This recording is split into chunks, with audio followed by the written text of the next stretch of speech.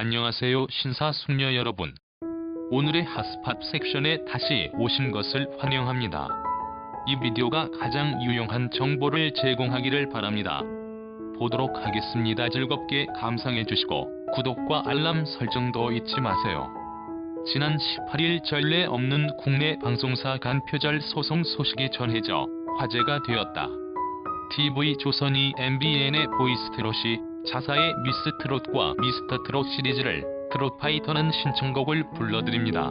사랑의 콜센터의 저작권을 침해했다며 손해배상 청구 소송을 제기한 것이다.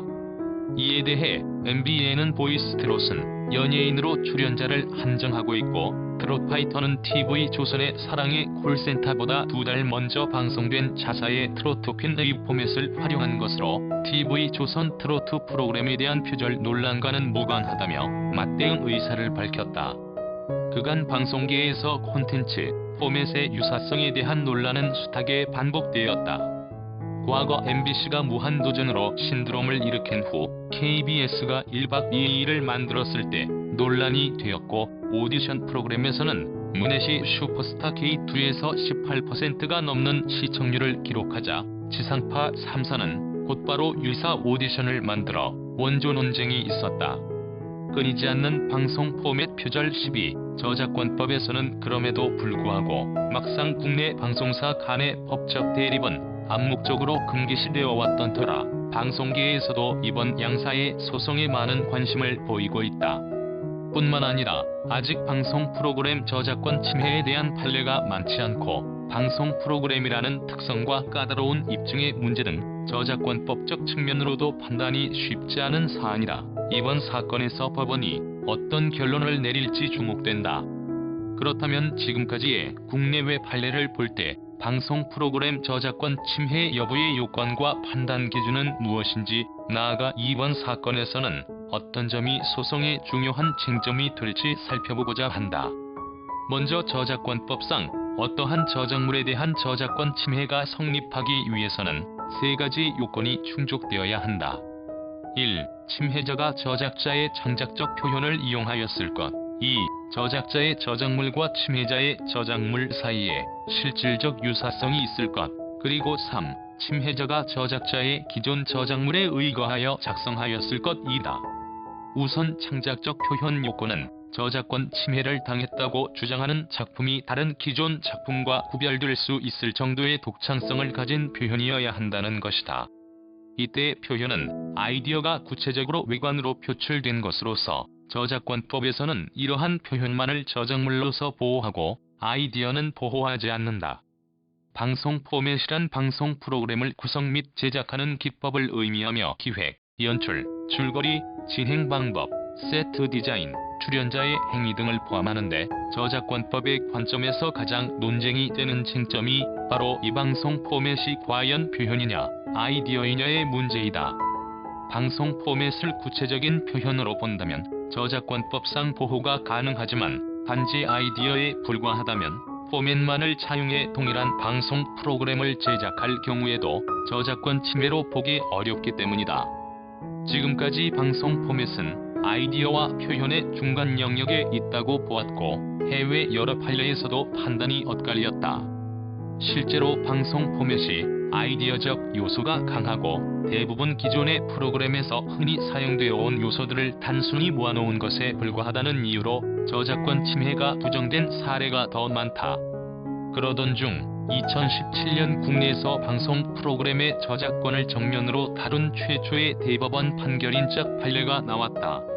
SBS가 CJENM의 짝 재소자 특집과 짝꿍 게이머 특집이 자사의 예능 프로그램 짝의 저작권을 침해했다며 손해배상을 청구한 사건이었다.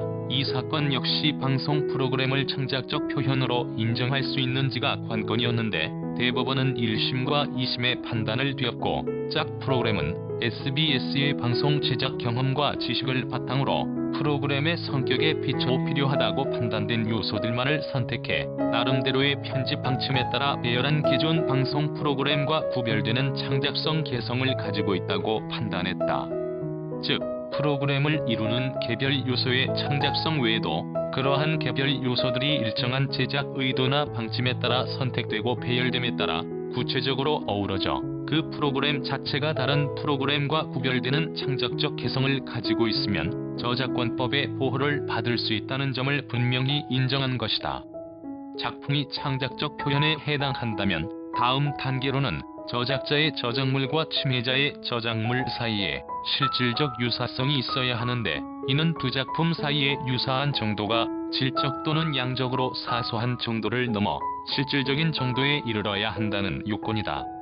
이제까지 방송 포맷에 관한 해외 판례들을 보면 주로 개별 요소에 관한 판단보다는 전체적 판단 방법에 따라 실질적 유사성 여부를 판단했고, 전반적인 인상이 다르다거나 전체적인 관념과 느낌에서 차이가 있는 경우 실질적 유사성을 부정해왔다.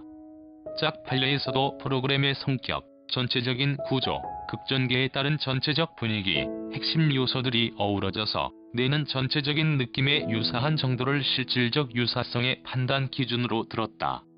이러한 기준에서 짝 재소자 특집은 전문 연기자가 대본에 따라 연기하는 성인 대상 코미디물이고, 과장된 상황과 사건들로 가볍고 유머러스한 분위기가 느껴지도록 표현된 점 등이 짝과는 상당한 차이가 있다고 보았다.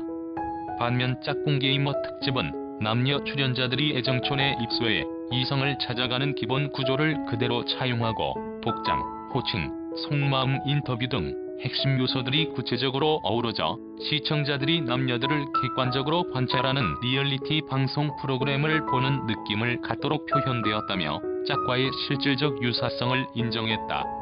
마지막 의거의 요건은 침해자의 저작물이 기존의 저작물에 의거하여 작성되어야 함을 의미하는데, 법원은 기존의 저작물에 대한 접근 가능성, 침해자의 저작물과 기존의 저작물 사이에 실질적 유사성 등의 간접 사실이 인정되면 의거성이 사실상 추정된다고 본다. 이번 소송에서도 법원은 앞선 짝 판례의 판단 기준을 벗어나지 않을 것으로 보인다.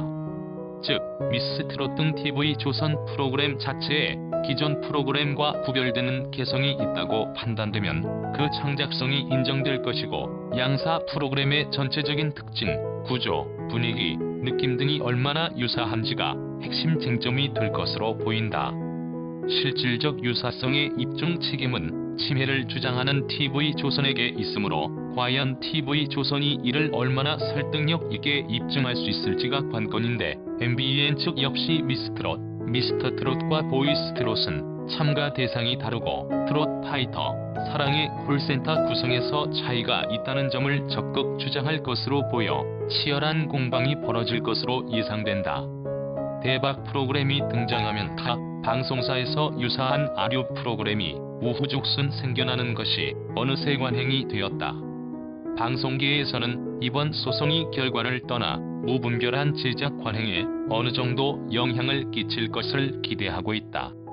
매체를 불문하고 타인의 저작물을 도용하는 행위는 근절되어야 하며 방송 포맷도 예외가 아니다. 모쪼록 이번 사건에서 법원이 방송 포맷의 저작권 침해에 관해 더욱 분명한 기준을 제시하여 표절 관행이 근절되고 방송 포맷을 공정하게 이용하고 거래할 수 있는 풍토가 마련되기를 기대해본다.